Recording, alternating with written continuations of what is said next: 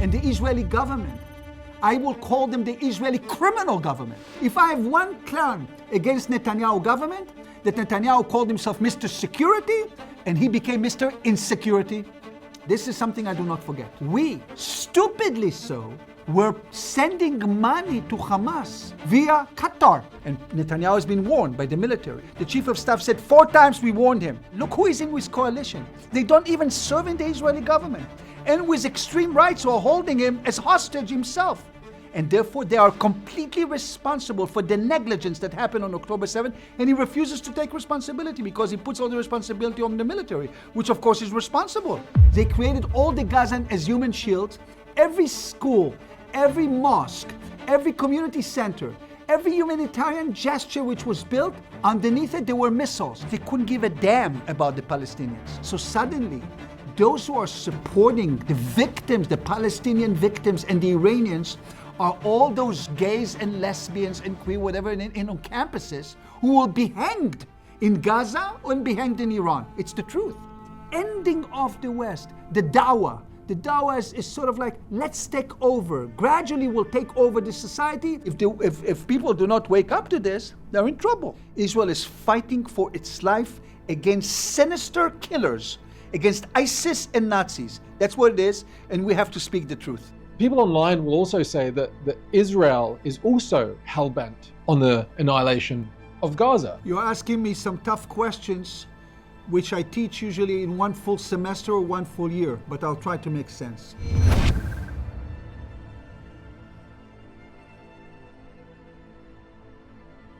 Professor Yossi Shain, thank you for taking the time to speak with me today. I was wondering if we could start our conversation by you telling me a little bit about yourself, your work, and where your area of expertise is really in. I've been a professor for many decades in the United States, in Israel, in England, in France. Many places I've lectured. And I also have been a member of the Israeli parliament and very deeply involved in what is happening in our region and beyond in many parts of the world. I've written extensively on international politics, many books, and I've been commentator on many TV shows, both in Israel and abroad in the United States and many other parts of the world. So I've been both an academic, but also a writer and a commentator in the media in Israel and beyond. It's a really interesting time for Israel right now. And what's been interesting is to see the sort of international commentary on this, especially online. And from what I can gather, the story about the formation of Israel goes something a little bit like this, and I'd love to hear your thoughts after. Jews were persecuted in Nazi Germany, which was an expansionist, ethno-fascist regime. Jews were displaced, they were put into ghettos and genocided. And after the fall of the Nazis, it was decided, never again shall this happen, never again shall Jews be disenfranchised.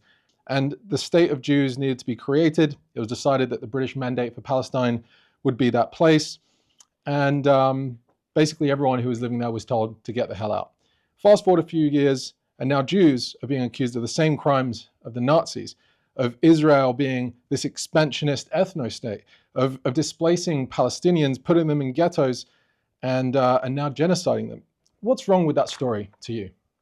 Look, this is an outrageous story on all accounts, because the starting point is outrageous, but the last point about Israel's behavior is criminal and outrageous. To begin with, the Jewish national homeland, which is now the state of Israel, has been in the minds and hearts of Jews for millennia. And they were yearning for it and were fighting for it from modernity, like many other nations who started to espouse national self-determination in the 19th century, in Europe and beyond, of course. So were the Jews in Europe. Zionism, the movement to define the Jews as a nation and yearn for an independent state, was built in the mid-19th century in Europe, like many other nation states in what they call the Spring of Europe, the Spring of Nations. So that's how Zionism was created, with philosophers, with thinkers, with also mega shifts in the nature of states, especially in the European context. In the decline, of course, of the authoritarian monarchical state to the more democratic yearnings. And for the Jews, of course, this had tremendous impact on their lives. Also, the Jews in Europe from the beginning of the 19th century, some of whom in Western Europe, especially in France and of course later on in Germany, were more and more becoming integrated because of what we call emancipation, the modern state emergence of citizens, not of subjects. Anti-Semitism emerged at the time not just as hateful of the Jews because of Christian ethos, of the hatred of the Jews, which was propagated for many, many hundreds of years, but because of modern interpretation of anti-Semitism. For example, Jews were singled out eventually because of their race. This is not a religious point. Jews were singled out suddenly because of their characters. They love money too much, because they were kind of like equated with the foreigners, the others in society. So anti-Semitism has morphed. And we know during the Dreyfus trial in France, when a massive riots against the Jews because of the accusation of the Jews, because of Mr. Dreyfus, as if he betrayed France. The idea of disloyalty got a shift. So anyone who thinks that Zionism emerged because of the Holocaust or Nazi Germany, of course, is outrageous. It's not the case.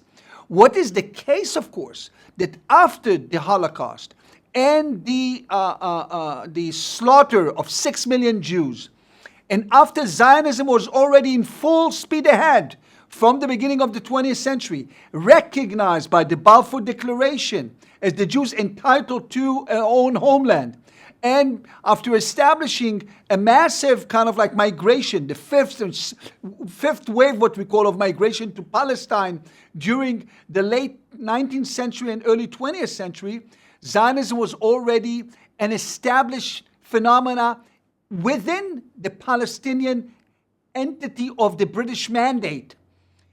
This was the case which was led, of course, to the decision of the United Nations in 1947 of a partition plan. The British Mandate was leaving, and the United Nations declared in November of 1947 that there will be two entities: a Jewish nation, that's what they call it, the Jewish state, and an Arab state. The fact of the matter is, no one ever spoke of a Palestinian state, spoke of an Arab state and a Jewish state. But the Arabs, of course, rejected it, attacked the Jewish new entity which was established, and were defeated. Attacked 7 armies of the Arabs, attacked the Jewish new nation with 600,000 people only. And this was creating the state of Israel. Nowadays, after Israel has become a powerful nation state with almost 10 million people, there is a new story being told about Israel perpetrating a genocide. Why is it like that? Because the Palestinians, who always refused to accept the creation and the life of the state of Israel, were now attacking the state of Israel in the most brutal fashion, Hamas. And when Israel retaliated in Gaza, and retaliated heavily because Israelis were slaughtered, Israelis were raped, the mayhem has been caused, traumatized nation who started to remember the Holocaust because of that. So now they're trying to turn the story on Israel, say, you are perpetrating a genocide. Why do they say that? They say it in order to undercut the Jewish Holocaust memory, in order to say that we are entitled to wipe you out because you don't have anymore a claim of a victim of the Holocaust. This is a sinister attempt to delegitimize not only the state of Israel, but of Jews. And if you ask Jews in the diaspora outside of the state of Israel, from Poland to France to England, you will see suddenly Jews are being attacked because of anti-Semitism as if they deserve to die. This is a sinister Jewish hatred which has always been a disease in civilizational character of the West. And when Herzl, the founding father of Zionism, spoke about it, he said, a Jewish state will solve the disease of Europe. Europe had a disease, which is hate of the Jews. Keep in mind that for generations, the hatred of the Jews was based on the notion of the chosen people. Christianity and Catholicism was superseding the Jewish people because Christianity came supposedly at the expense of the disappearance of the Jews as a religion. And indeed, when Herzl went to Pope Pius X and asked him to recognize the new Jewish state in our time, in 1910, he said, we cannot because you never recognized Jesus. But when the Pope, the current Pope, came to Israel in 2014 and lay a wreath on Herzl's tomb and recognized the state of Israel, people told me, in the Council of Bishops in Washington, this is the most important development in the Catholic Church, understanding that the Jews are back in the stage of history and they are our big brothers. So Catholicism came to term with Israel, but the enemies of Israel now emerge among the extreme Islamic criminals of the world. The ISIS of the people, the new Nazis have emerged. And these new Nazis are trying to tell a different story and to cater to all kind of like what I call useful idiots in the Western part of the world. Those who are trying to hold the Jews and holding them and revitalize anti-Semitism of the 19th century. This is a tragic story, but we're here to defend ourselves. We are going to fight these charges, but these are sinister, evil charges that are completely distorting history without any understanding of history. I will say one more word. Many people really don't understand history. They don't understand anything. But they can say anything. Today, they can say on the web whatever they want. The idea that you can say whatever they want and gain access to people and speak what your mind is not new. Jews have been singled out and were charged, and there were all kind of blood label against the Jews. This is not new for us. It's shocking to us that after the Holocaust and after the creation of the State of Israel, this happened. And the reason it happened, that suddenly Jews became vulnerable after the 7th of October. 7th of October, the Jews were vulnerable. So all those who were dormant, who were kind of quiet, suddenly allowed their hatred to come out. We understand it. We have to gather our strength again, and we will have to fight it tooth and nail. But to say the stories of genocide is outrageous. And there are those who are adopting the story are just, I look at them and I pity them, because some of them are taking all kind of legacies of apartheid, whatever they call Israel names. Israel is fighting for its life against sinister killers, against ISIS and Nazis. That's what it is, and we have to speak the truth. I think over the last 8 years or so, I've been closely following and paying attention to this ideological evolution and dogma that's really taken hold in universities, but it's broadly across the West. And it's this rise of radical left-wing views, intersectionality, critical race theory, and general Marxist attitudes. And when October the 7th happened, I was completely dumbfounded by just how little the atrocity of what Hamas did was being shared online by celebrities, liberals, who are usually very quick to post about injustices. Instead, we saw celebrations in cities overnight, leading for me to conclude that actually a lot of these people didn't view the atrocities of October the 7th as an atrocity, but rather some kind of liberation or resistance against white colonial oppression. And then when the war did start, it struck me again how little people were willing to take the time to really understand the complexities and the history of the Palestinian-Israeli conflict. Instead, though, this whole thing became this strange apparatus through which blatant anti-Semitism could be exercised, while paradoxically simultaneous moral signaling and virtue signaling could also be played out. So I wanted to ask you, as an expert of Middle Eastern politics, what did you make of this global reaction, and did it surprise you in any way? First of all, I'm always surprised, I must say. I'm always surprised. I'm always surprised by the sinister nature, by the extraordinary, I would say, distortions, by the mixing of all kind of like so-called truth. Think about it. In the Middle East, as I mentioned before, since 1979, there is an emergence of the Islamic Republic of Iran. Islamic Republic of Iran is the nemesis of the West. It considers the United States as the Satan and Israel as the small Satan. It propagates through what we call the octopus hands, all kind of like terrorism and mayhem in the Middle East, whether it's supporting Hamas, whether it's supporting Hezbollah, the Houthis, and otherwise. Many Arab states are leery about them. And of course, they are building on the notion of Palestinian victimhood. So you have all kind of coalitions of victimhood, including, for example, building upon the legacy of apartheid in South Africa. So they're taking South Africa legacy of apartheid, they're taking the racist notion of Islamism on the Jews, they're taking on the Palestinian so-called victimhood of the Jews and combining a mixture of all kind of ideas and ideologies, fixtures, that are being sold in a populist manner to people who are supporting the victims against Western colonialism and the white man. So suddenly the Jews are becoming the white man. While before the Jews could not be accepted by any white man, now they are the white man and women, of course. Outrageous mixture of all kind of like conspiratorial theories because of Israel's strength, because of its alliance with the United States, because of their hatred of freedom and their hatred of women's rights. So suddenly, those who are supporting the victims, the Palestinian victims and the Iranians, are all those gays and lesbians and queer, whatever, on campuses who will be hanged in Gaza or be hanged in Iran. It's the truth. And it's remarkable. But go explain it. It's very tough to explain. It's very tough to comprehend. It's very tough really to understand this legacy.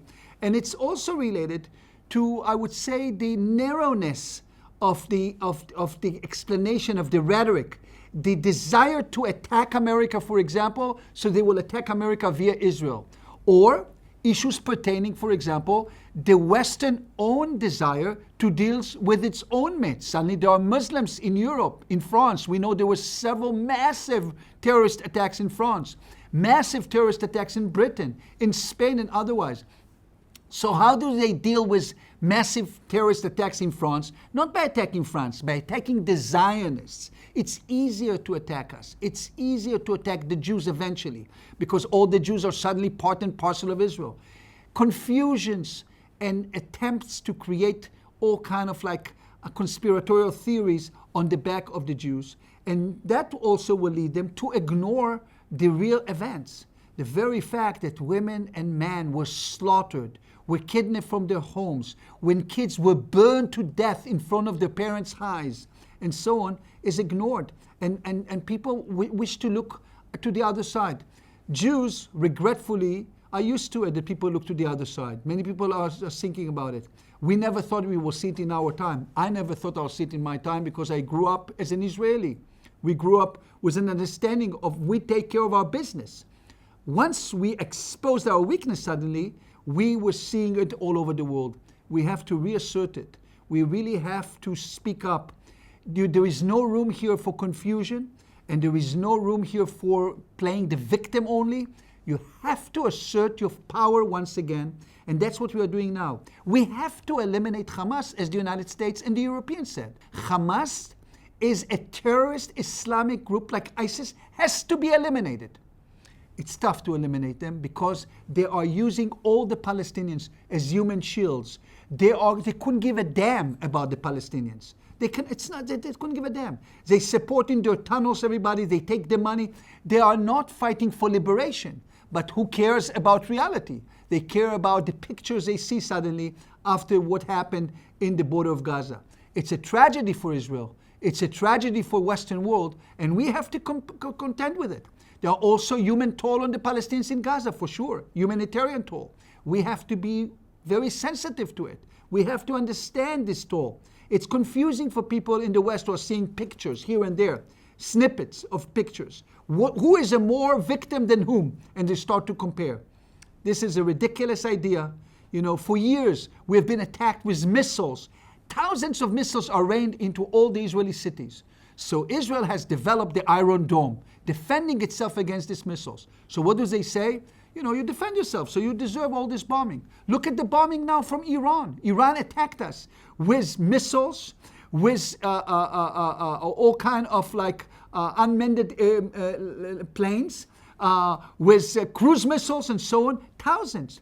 Lucky us, we have the technology. Otherwise, we'd a third world war, and also threatening us with a nuclear weapon. So Okay, we really have let me see to see how we deal with it. Let me jump in here, because following this dialogue online about this Iranian-Israeli interactions, comparisons were being made to say, well, Iran was just defending itself. You know, Israel fired rockets and killed the Iranian general military base.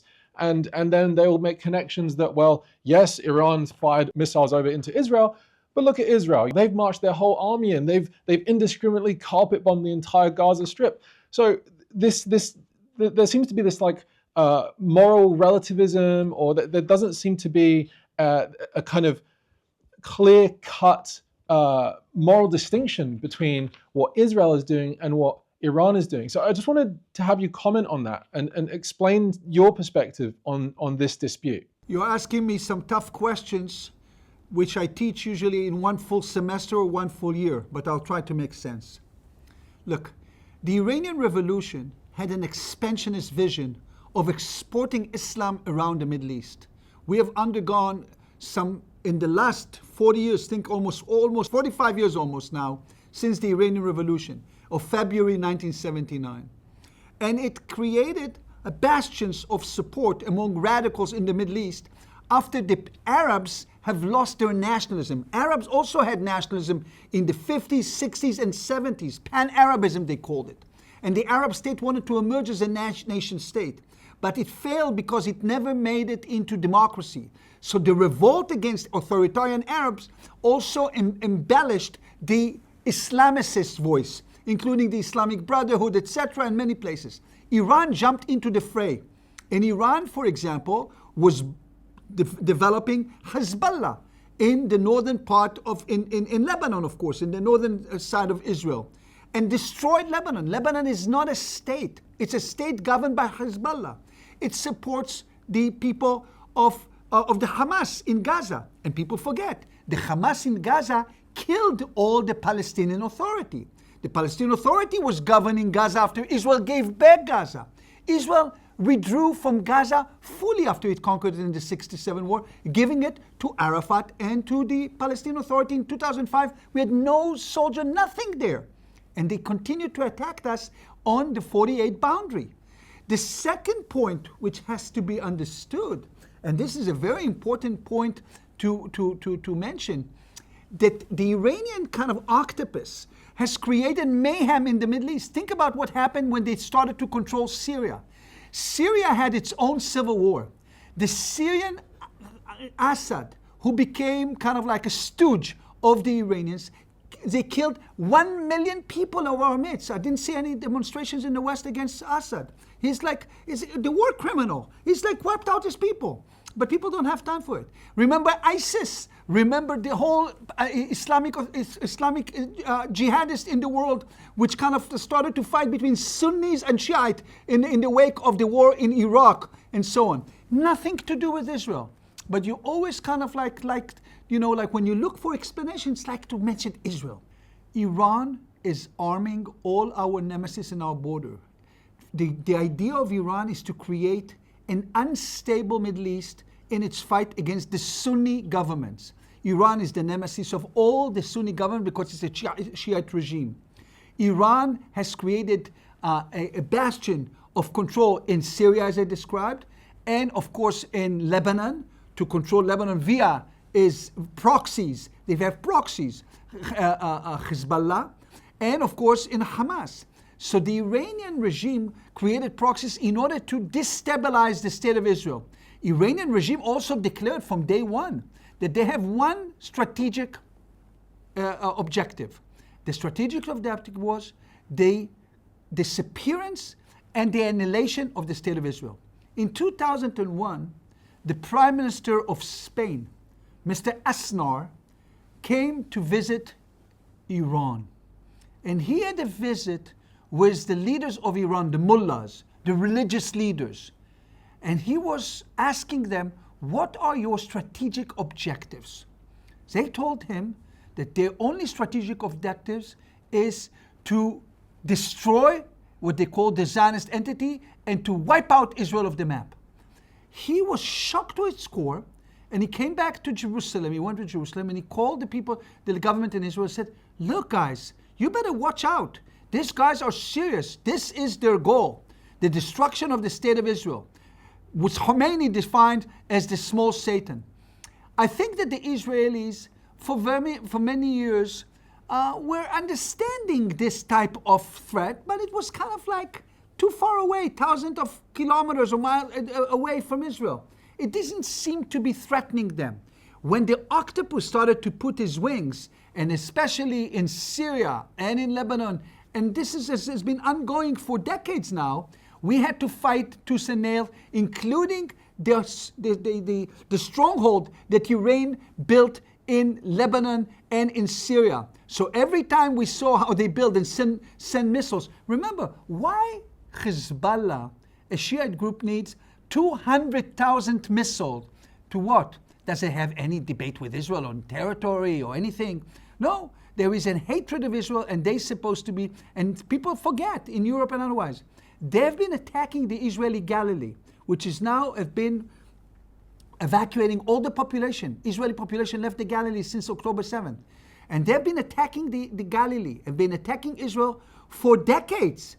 And we had wars with them. We're going to have another war with them.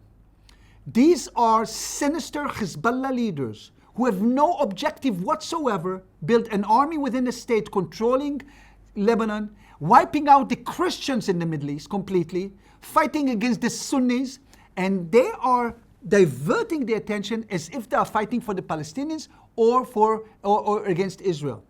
This is where we are. This is a tough neighborhood, and in a tough neighborhood, you cannot be, like a weak guy. You really have to fight, and we have to reassert ourselves, because the Israelis also are Westerners. With $50,000 GDP per capita in 2022, the startup nation, everybody's like westernized. We are traveling back and forth, globalized. We forgot that these enemies do not sleep. And we suddenly forgot that we live in a lovely neighborhood, and we perhaps can be quiet. And the Israeli government, I will call them the Israeli criminal government, was unable to protect the people of Israel. Criminal in the sense it did not protect the people of Israel. If I have one claim against Netanyahu government, that Netanyahu called himself Mr. Security, and he became Mr. Insecurity. This is something I do not forget. And what Israel has to do is to create itself, first and foremost, a secure place. And that we will have to work very hard in order to do so. Okay, I want to revisit this issue of Netanyahu in a moment, but you just discussed a number of things relating to Iran's intention to wipe out Israel as almost its raison d'etre, as its purpose for existence. People online will also say that Israel is also hell-bent on the annihilation of Gaza. So they won't really take that claim seriously, that isn't Israel the victim of Iran because they said this? Because all that the internet is seeing is that Israel is intent on the destruction of Gaza. Look, Israel has nothing to do with the desire to destroy Gaza. Gaza lived beautifully. We were attacked. Hamas is in control of Gaza since 2007. Full control of Gaza. In fact, they had sovereign power in Gaza. We, stupidly so, were sending money to Hamas via Qatar.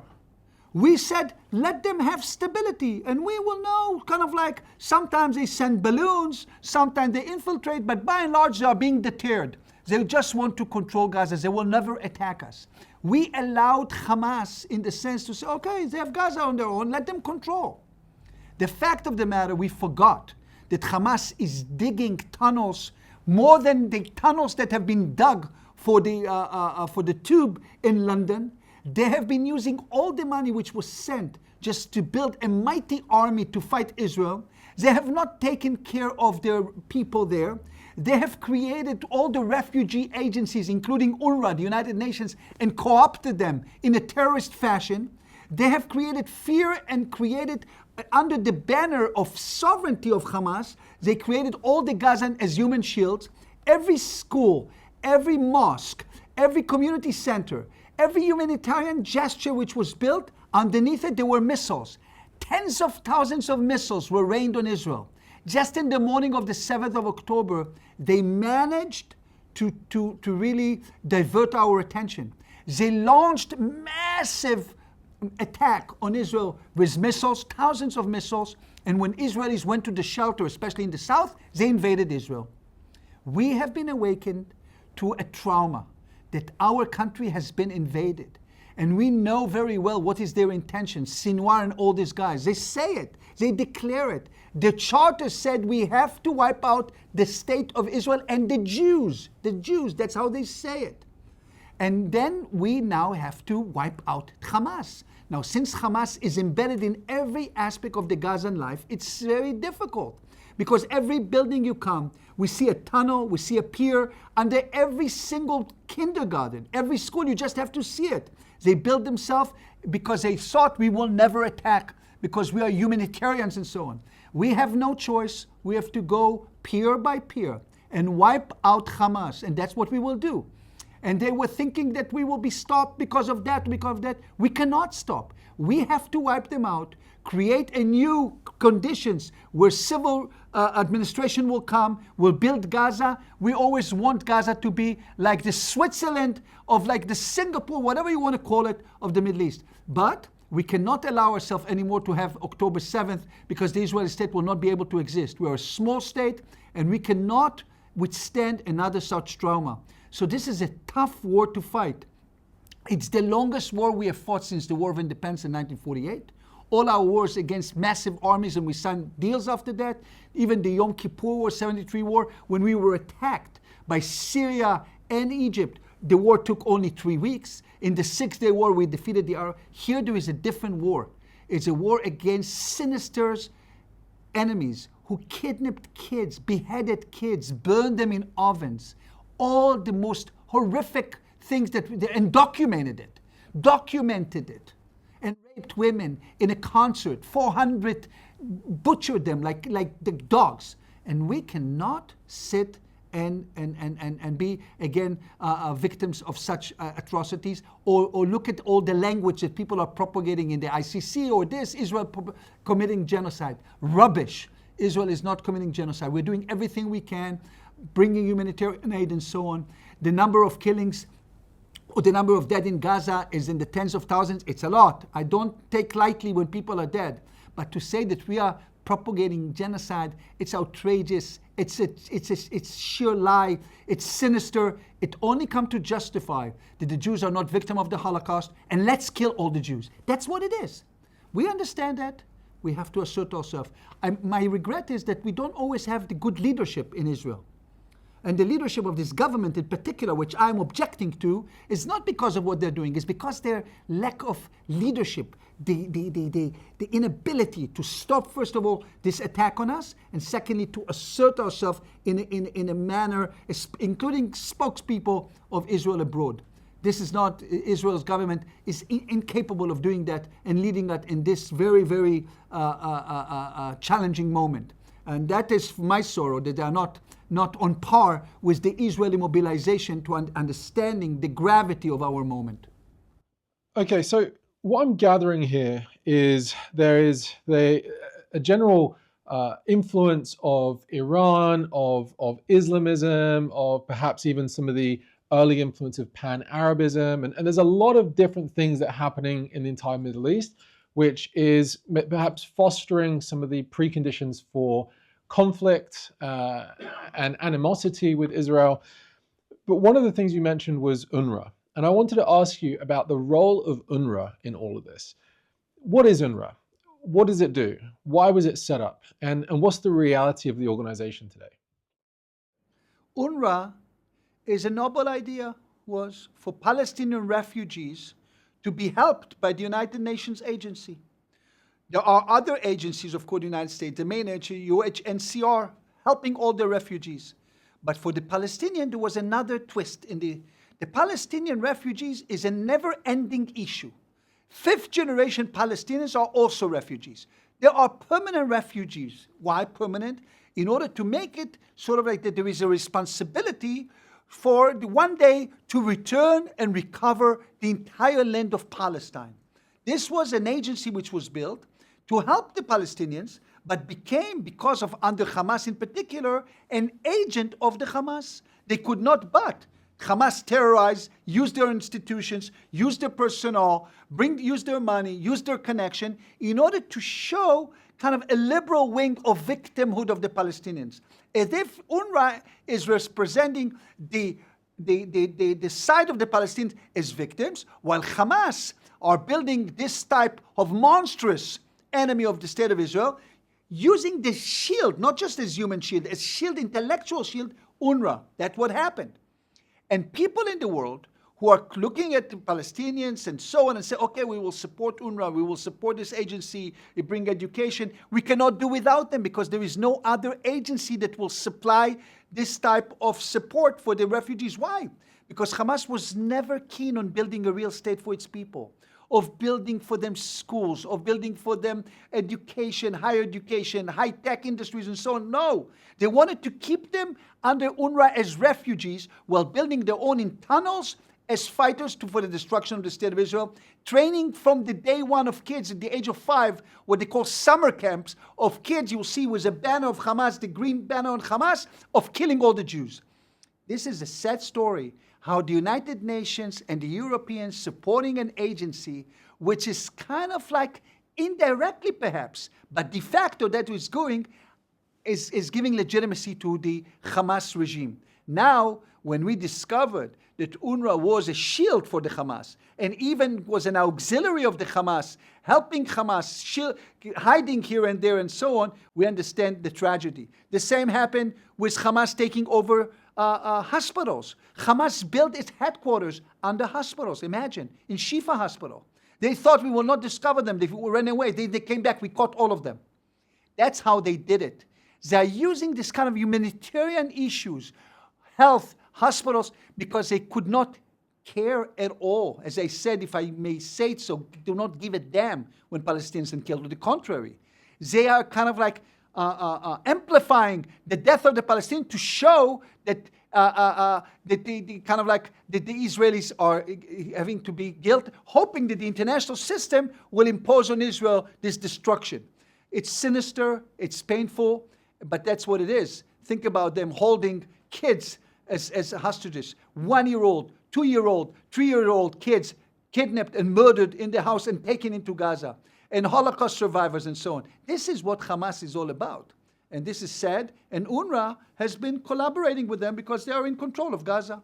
So are you saying that UNRWA has, in effect, weaponized the status of Palestinians as refugees, which I believe is now coming up to 75 years, around 75 years, holding this status of refugee, which is unprecedented. I mean, during the same time of the 1948 war, which triggered this whole creation of UNRWA to deal with those refugees after that war, this was at a time in the world after World War II where there was a mass exodus of people around the world. There was something like 60 million people displaced across Europe that resettled in a few years. An example of the partition between India and Pakistan in 1947, something like up to 20 million people were displaced as refugees, within a year were settled. It's unprecedented that Palestinians should remain refugees after 75 years. And it's the looming question over this entire conflict. And it's also underneath the driving force for this conflict, this right of return. What's going on here? It's exactly what you said. It's the idea of maintaining the refugee status as a victim status forever. Think about it, as you said. After World War II, how many refugees, including the Jews, those who remained from the Holocaust camps? I mentioned already the Jewish refugees from Arab lands, 750,000 of them who came to Palestine, came to Europe, came to only places. Think about only recently, millions of refugees coming from the Middle East to Europe. coming to Germany after the mayhem of Syria, running away and absorbing them. In the case of Hamas, in the case of Palestinians, we don't want any absorption. We want to keep the status of refugees, as if the home is not in Gaza, the home is in Tel Aviv, in Jaffa, in Haifa, and all those places they call their home. The very essence is of perpetuating the legacy of victimhood under the banner of institutions which will basically give the impetus for this arm wing of the Islamicists. It's complex for people to understand, but this is how it happened. So, but the world itself oftentimes cannot take such complexities. They say, okay, here are the refugees, we give this money, we give this, the United Nations, there's the third world countries, there's the Islamic countries, of course they have majorities there, we will provide it, they are the victim. This is how it works. And people in the Arab world understand it. You ask the Qataris, you ask the Emirates, you ask the Saudis, you ask everybody, they understand that this type of perpetuation has caused them harm because it also is supported by Iran, who is the nemesis of many of the Sunni countries. And they understand the danger. But sometimes between understanding and doing something, it's a huge gap. But we also have collaborations in the Arab world. We have allies, we have friends. Right now it's not in great shape, but we still have allies and we have neighbors and so on. It's a complex picture, not always understood, but this is what it is. And indeed, UNRWA is a symbol of that. That in fact, you see that people who are working in UNRWA as an agency, supposed to be a humanitarian agency, are collaborating with Hamas because they don't have a choice. Imagine that you have Hamas using them as shields. Were they going to tell Hamas not? They will kill them also. And they're under their wing. And so there is a kind of like a perpetuum mobile kind of style of UNRWA. And now, of course, something will have to be done after this war. When we build again the civic administration of Gaza, when the Gazans will come back to their homes, and hopefully Gaza will be created as a modern state, prosperous state, neighboring state to the state of Israel without Islamicists. It will take time. I worry it will no longer be in my lifetime. But what can I do? I lived this conflict for many decades. Yeah. The issue of the United Nations, their role has been complicated, contradictory. The whole reputation of the UN is one that is benevolent, that seeks to bring peace and reconciliation. The average person on the street, you ask them about the UN, they've only got good things to say about it. And yet when you sort of scratch beneath the surface, you find actually the intentions that sometimes are driving different agencies, such as UNRWA, not really creating the outcomes that they're promising to create. I mean, to create an agency to deal with refugees 75 years ago, and unless I'm mistaken, in that time they've not settled a single Palestinian. Tell me about there's something strange going on here. Look, there is a whole thing about, the United Nations is a complex, it's another subject to be discussed. It's a very complex institution. It's built on the principles of democracy. Every country or every state has a vote. And, like as if they're all espousing liberal democracy, which is, of course, far in between. Think about it. In 2001, after the September 11 attacks, or in conjunction with the September 11 attacks in the United States, all those Islamicists of the Al-Qaeda who came to wipe out the United States, remember, not Israel.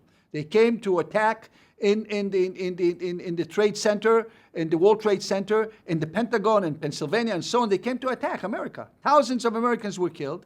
And what we see the next week in Durban, in South Africa, we see the condemnation of Israel as the #1 perpetrator of human rights abuses. You can do anything you want. You can say anything you want. This is what anti-Semitism. We don't need explanations. You have prima facie explanation because you have to. And I've seen it in my eyes when I visited South Africa several times and when I traveled the world. Once you want to do so, you do so. And you build coalitions. And you can tell any story you want. But for that, the Western world and people who came, remember, after October 7th Every single leader of the Western world came to Israel.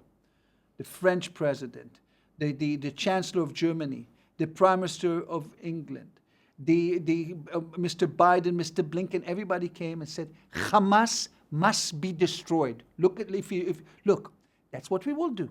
Hamas must be destroyed. We will not be able to live in this neighborhood if we will have such powers that will continuously will have to fight wars. The Americans and the Europeans have a vision that everything has to be resolved somehow. They think they can be resolved by wiping out Israel. We are not intending to wipe us out, to let others wipe us out. This will not happen. So we will have to fight tooth and nail against these enemies in the hope that one day we'll create a better situation. I think the West understands it. I think there are many countries in the region, including Saudis and the Emirates and the Egyptian and the Jordanians also want to have that. They want to have semblance of statehood and good life, and including many of the Palestinians, including people in what is known as the West Bank, including people in Gaza, many of whom want to live normal life. Think about this ridiculous idea. All those, the Israeli-Palestinian issue from Gaza, they worked for us. All those people who worked for us, they work in our kibbutzim, they work thousands and thousands, tens of thousands of Palestinians coming to Israel to work every day. They cross, they come, they work, they make life here. And then they come to haunt us and to kill us. No more. You cannot have it anymore. We have experienced something which the trauma will live with us for quite some time. You cannot just have it as a normality anymore. Israelis, for good reason, are scared. You come to my home, you're going to kill me? Okay, I have to behave differently. And I don't blame them. Do you think there's a general naivety from European countries about the real threat of Islamism, of extreme Islamism, of jihadist motivations? Because Israel is, as you say, right in the center of the Arab world, and there are benevolent actors and benevolent leaders in those regions. Don't want to tarnish it all with the same brush, but there are certainly a very high number of very anti-Semitic, jihadist movements, jihadist motivations. The Islamic Republic is one example of them. It's, they teach their children on their first day of school to chant, death to Israel, death to England, death to America. This is a real issue. And I wonder whether existing within that climate forces you to face reality.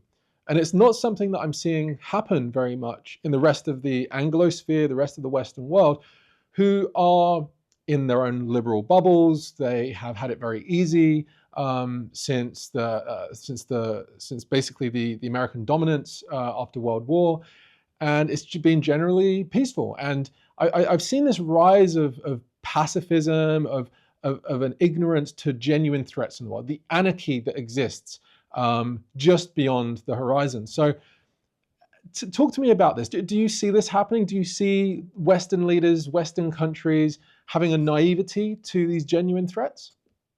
Some have naivety, but you see what's going on in Europe also. The rise of the right wing in Europe, in many parts of Europe, in France, in Germany, in Italy, now in Spain there is a left-wing government, but also many people in Spain, they understand the threat. And also, they understand the detour, the threats on the way of living. Sometimes under the banner of democracy and liberalism and the liberal state, Islamicists are taking hold over power. They use the mechanism of democracy and liberalism to take over liberalism itself and destroy it.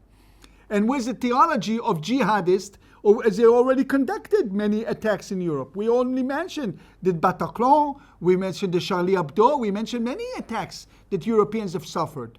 And in these attacks, there is always kind of a diversion as if they will attack the Jews or Israel.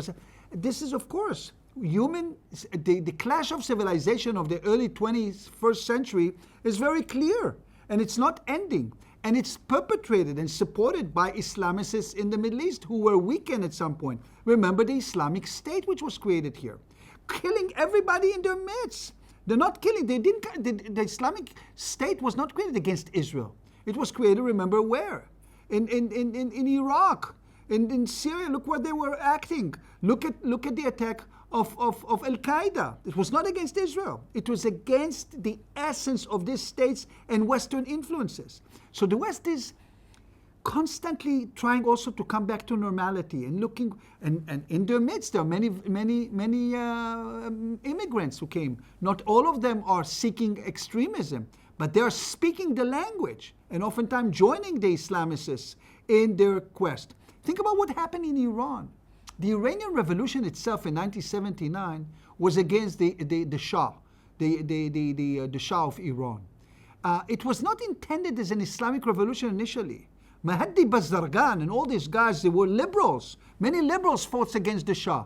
But eventually they all caved in when Khomeini, who spent many years in exile in Najaf and many years, and eventually in Paris. And suddenly the Islamic Revolution consumed everybody and all the liberals disappeared. That's how it works. First we will be your ally, then we will kill you. Remember where we are. This is how it works. And we have short memories and short reactions. Okay. Let's stick on this point about this unholy alliance, as it's been termed. It was instrumental in creating this Islamic revolution. You know, you had the Marxist groups, you had the communist groups, and they were trying to bring down the Shah of Iran as well. And they were instrumental in bringing the Ayatollah in. And what happened the moment the Ayatollah got in?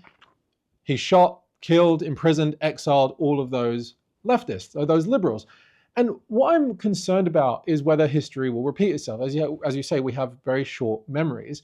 And at the moment, what I'm seeing is this unholy alliance again between the people on the left and the Islamists. And there doesn't seem to be a real understanding about where Islamism can take you.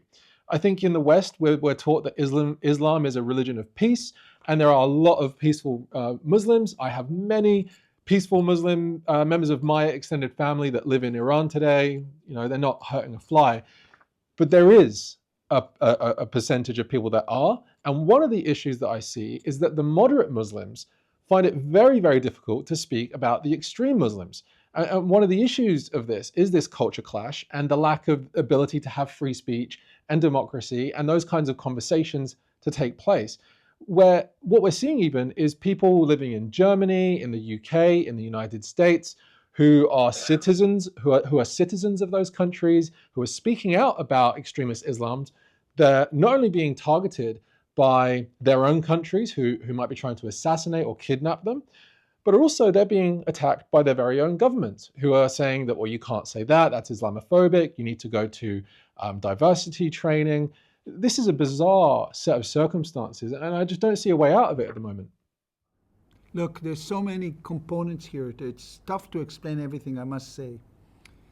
But first of all, you have to understand that fundamentalists, religious fundamentalists, usually have the upper hand versus what I call liberal interpretation of religion, because they always present themselves as more pious. They are much more religious and much more indebted to the religion.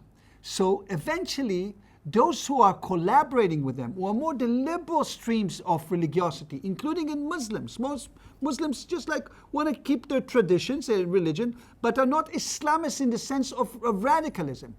They are always kind of like the preachers, the religious leaders who are more vehement or more extreme will be much more attractive, especially to those who are in the periphery, who are kind of seeking solutions to their misery as foreigners, as let's say less privileged, and so on and so forth. And therefore, they are constantly under assault, those who are the more liberals. This is the nature of fundamentalism. The Islamic totalitarianism is much more attractive initially in the revolutionary phase to some liberals. They say, okay, they are with us against the, like we saw in Afghanistan, like we see in Iran, totalitarian religion. And that's why you see, look at Iran. The supreme leader is a religious leader. the knowledge of totality is there. There is no democracy. It's a fake democracy. There is kind of a fallacy as if there is a debate. They will erase any debate. And they will, of course, it will begin with women, with covered women, with women who do not behave because they can control them easily, in easy fashion. That's why the West have time to register all of this. The Jews in the West have been westernized in many ways and also had what we call a metamorphosis of their religion. The Reformation in Europe, which brought instead of Catholicism, all types of Protestant streams, and also the Jews, the conservative and the Reform. In Israel also we have. In Israel we have fundamentalists, those religious leaders who contend that they have the truth of religiosity. We have that among Judaism. Luckily, they do not control Israel. And thankfully, we will not allow them to control Israel, while some of them really want to control Israel. One has to say it. We cannot allow this power to come to control the country. Religious extremism or religious nationalism in the extreme sense or totalitarian religiosity is always a threat. For us, at least, we don't have, in the Islamicists, in the Islamic Republic of Iran or the Al-Qaeda type, have perfected it because they've used the fruits of freedom, the fruits of the markets, the fruit of technology in order to create a new phase of totalitarianism. The phase under the banner of totalitarianism of the religion with religious leaders who are basically inciting for the ending of the West, the Dawah. The Dawah is sort of like, let's take over. Gradually we'll take over the society and we'll make it into a Muslim religious. If people do not wake up to this, they're in trouble. We know it. Many books have been written, many movies have been seen about this. Hamas is like that. Hamas is a totality with criminals, with those who are liberators, who were sitting in Israeli jails, and Israel released them in the Gilad Shalit affair, when we released thousands of terrorists for one soldier. And they are bent on the theology of totality of Islam and erasing all the modernity, but under the banner of victimhood. This is a tricky business to explain sometimes, and they also have allies for a variety of reasons. Some people are allies because they have interests. The Qataris, some have interests. I wrote a piece in 2010 called The Two Faces of Qatar. On the one hand, they are completely with the West and building campuses, including a Georgetown campus, my own university campus, and so on. On the other hand, supporting all the nemesis of democracy. Playing double games. You have to see who is playing double game. You should not allow it. You should understand the problems, and you should have the gravity and leadership to state your case as a modern state, respecting religious freedom, but understanding the level of how democracy and liberal society and openness is so critical. And this is what we have to contend with. Okay, speaking of political leadership, Netanyahu, you mentioned him earlier. I wanted to ask you, what went wrong on October the 7th? What has Netanyahu got wrong in this conflict, and also in having such a poor response in the first initial hours to the October 7th attack?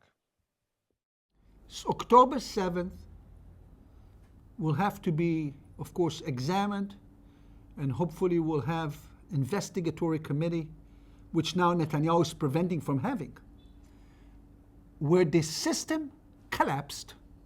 It collapsed out of sheer arrogance. It collapsed under lack of preparedness on the part of the military. It collapsed under a conceptual understanding that Hamas is deterred and will not do what it's doing. It collapsed under